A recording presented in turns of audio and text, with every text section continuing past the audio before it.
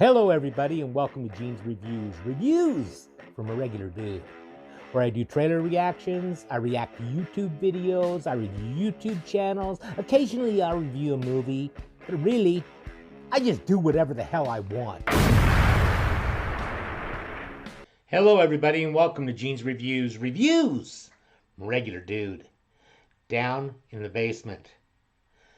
Okay, I started the podcast. Check out my new podcast. The link's in the description down below. I'm available pretty much on every single platform. And if you like it, please share it with all your friends. Okay, we're going to start things off today. This is 5 Sinister killers who were released early with eerie backstories. I know a lot of people like this true crime stuff, and actually so do I. I find it interesting, but let's check this out. From Top 5 Unknowns. When you're a kid, you're more afraid of imaginary monsters. But part of growing up is learning that the real monsters of the world are human. Most of them are notorious serial killers, like Ted Bundy, John Wayne Gacy, the Golden State Killer, or the Green River Killer. Thankfully, policemen, detectives, investigators, and the FBI put some of those criminals behind bars for years. However, for one reason or another, sentences can be reduced or modified by the court. Sometimes the prisoner even gets parole, meaning they're granted early release as long as they agree to abide by certain conditions. Unfortunately, monsters are sometimes allowed to enjoy the taste of freedom despite their horrific crimes. Here is a list of 5 serial killers that have been released early. Before we get started, make sure you hit that like button and ring the notification. Look at the look on his face. Just the way he's looking at the camera. It's creepy. Bell to stay up to date with us. Number 5. A man dubbed Jack the Ripper of Thailand was convicted for carrying out 5 crimes in 2005. All of those victims were women who worked as singers in nightclubs or as masseuses in hotels. He lured them before taking their life and stealing their valuables. The man was originally given capital punishment for his acts, but this was later reduced to life in prison. His life sentence started in 2005, but he ended up serving only 14 years and was eligible for royal clemency in May of 2019 because he demonstrated good behavior in prison. Although the pardons are signed by His Majesty the King, his gesture is largely symbolic under the constitutional monarchy. The decision on which inmate is granted early release rests on prison officials. The Ripper's early release also stirred controversy on the effectiveness of rehabilitation in the correctional system. The police chief admitted that the prisons are currently overcrowded, which adds pressure on wardens to release existing inmates eligible for pardons. But 7 months after his release, cops were hunting him again for harming another woman before fleeing the city. They found his fingerprints and documents at the scene. Thai police launched a manhunt and distributed his photo under the heading Most Wanted and offered about $50,000 in the local currency as a reward for information that led to his capture. Then, a witness claimed to have seen a man fitting the Ripper's description disguised as a monk. Authorities had surmised that the suspect might have planned to flee to a nearby country. This meant the immigration and security officials at the border were on high alert. They put posters with the suspect's pictures on bulletin boards around the border areas. All vehicles passing through had been searched for signs of the alleged criminal at all border checkpoints. Undercover detectives have been deployed to search areas within the vicinity as well. On December 16, 2019, he was spotted on a train by a young couple who sat across from him. They thought that he looked suspicious because he was dozing off in a corner, hiding under a hat and wearing a medical mask over his mouth. The woman noticed the passenger had a scar over his left eyebrow, jutting up into his forehead. Then she immediately recognized him, as his face had been plastered all over the television and posters. They left to sit elsewhere because the woman felt uneasy. Then her boyfriend went back to the seat to take a photo of the man. He was arrested hours after the couple confirmed that it was indeed the suspect. You know, if arrested in Thailand and facing either execution or life in prison. Life in prison in Thailand would be pretty rough. I think I'd rather they just killed me. Number 4. Known as the Lethal Lovers and Alpine Manor serial killers, Catherine Wood made national headlines in the 1980s when she and her partner Gwendolyn Graham took the lives of 5 women aged between 60 and 98 who had dementia and Alzheimer's disease and were residing at Alpine Manor Nursing Home in Michigan. The crime duo spawned TV shows, documentaries, and a true crime book. They even inspired an episode of American Horror Story. Graham claimed the crimes had started as sort of a macabre game invented by Wood to choose victims by their initials to spell out the word murder. Authorities believe the pair could have taken the lives of 12 people. On November 3rd, 1989, the crime duo was arrested. People like that, they're empty inside. They're just a shell. They're no feelings.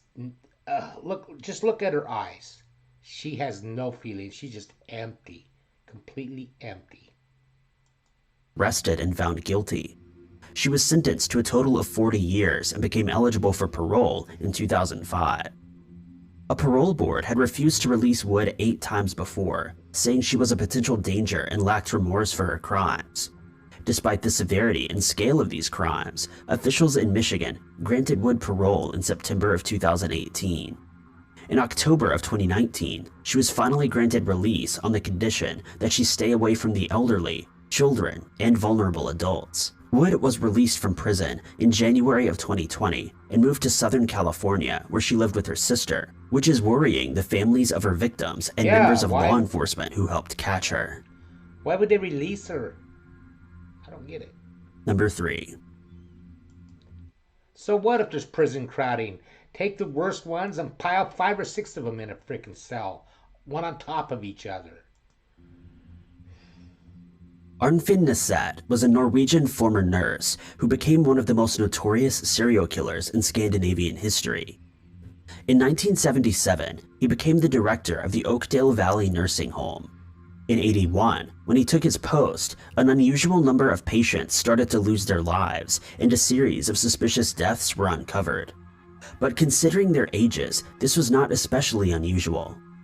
No one suspected anything until 1981, when a local journalist received a tip that Nesset had ordered large quantities of a poison used by South American Indians on the tips of their hunting arrows.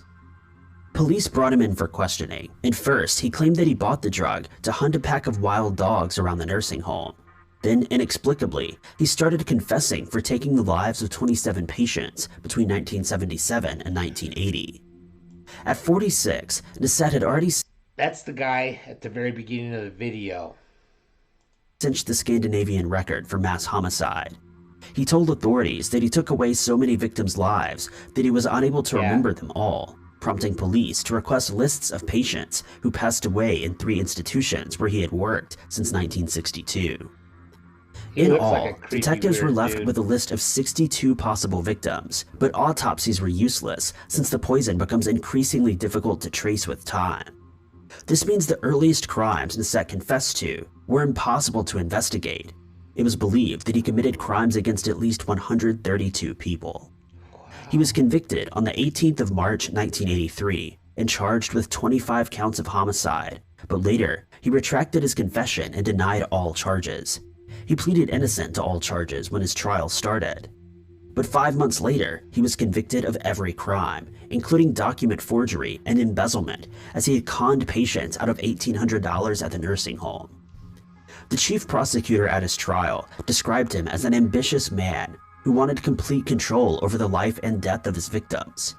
He was sentenced to 21 years in prison, the maximum term available under Norwegian law at the time, to be followed by 10 years. I don't think he'll last much more than 21 years. What do you think? Of preventative detention. However, he was released after serving 12 years of this sentence for good behavior. He's now reported to be living in an undisclosed location under an assumed name. Number 2. Pedro Rodriguez Filho is an anomaly in the criminal world. Brazilians know him as Peter the Killer. He was responsible for at least 70 crimes. However, the row of victims that Pedro executed was dominated by criminals such as drug kingpins, con artists, and attackers. He also executed his father for taking his mother's life.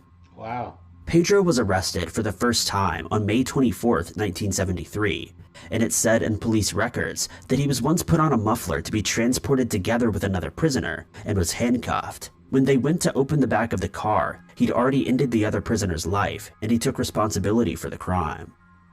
According to fellow prisoners, Pedro is a phenomenon of survival in the harsh prison regime, as a prisoner could hardly survive that long. Inside the jail, he took the lives of at least 47 inmates and wounded dozens of others, all in the name of survival. Though Rodriguez was initially sentenced to 128 years in prison, the crimes he committed while he was in jail upped his sentence to 400 years. But according to Brazilian law, a person should be released after serving just 30 years. Then he served an additional 4 for the acts he carried out in prison. So after staying in prison for 34 years, he was released on April 24, 2007. That's the dude you Number don't want 1. to mess with. Known as the Monster of the Andes, this Colombian serial killer is believed to have taken the lives of 110 girls in Ecuador and further confessed to an additional 240 crimes in Peru and Colombia. When he attempted to kidnap a 9-year-old girl, he was captured by the community, who submitted him to tribal law and wanted to bury him alive, but a Western missionary convinced the tribe leader to turn Lopez over to the Peruvian police, who promptly deported him to Colombia, without truly considering the crimes inflicted upon natives and the danger posed to society. Sadly, Lopez continued the crime spree, and by the late 70s had made his way to Ecuador, where scores of girls began to go missing as well. That made some Take that missionary and bury him. families try to find the girls on their own, with one mother putting ads in newspapers about her missing daughter. In 1980, he was caught attempting to lure a vendor's daughter from a busy market in Ecuador, but when Lopez was in police custody, he initially refused to cooperate with authorities until an investigator went undercover as a fellow inmate. Gaining Lopez's trust, he was able to get a confession from Lopez as well as details about the sites where the victims were buried. On July 31, 1981, 33-year-old Lopez pleaded guilty to the crimes and was imprisoned, where he was officially diagnosed as a sociopath. But because of Ecuador's laws, Lopez only received a maximum sentence of 16 years, much to the public's enormous outrage. On August 31, 1994, Lopez was released from Garcia Moreno prison after serving 14 years. In an interview from his prison cell, Lopez described himself as the man of the century and said that he was being released 2 years early for good behavior. Then he was deported to Colombia, where authorities attempted to convict him of a 2-decades-old murder case. Instead, in 1995, Lopez was declared insane and institutionalized in a psychiatric facility. By 98, he was freed by the government of Ecuador, declared sane, and released on $50 bail, subject to certain conditions. But since that time, no one has seen him again. Released an advisory for his rearrest because a body was discovered and it matched Lopez's modus operandi perfectly, though he's still never been found. If he would have been arrested for like a drug crime or something like that, they'd probably put him in for life. But they just keep releasing these guys. I don't get it. Can you explain it to me? I got a joke for you.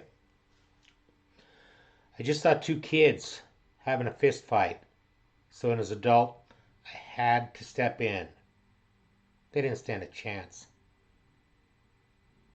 Thank you, everybody. Make sure you like, comment, subscribe, hashtag Mean Gene, all that fun stuff. And if you like this video, tell all your friends, leave a comment down below. And if you didn't like it, then just shut up. And I will see you next time.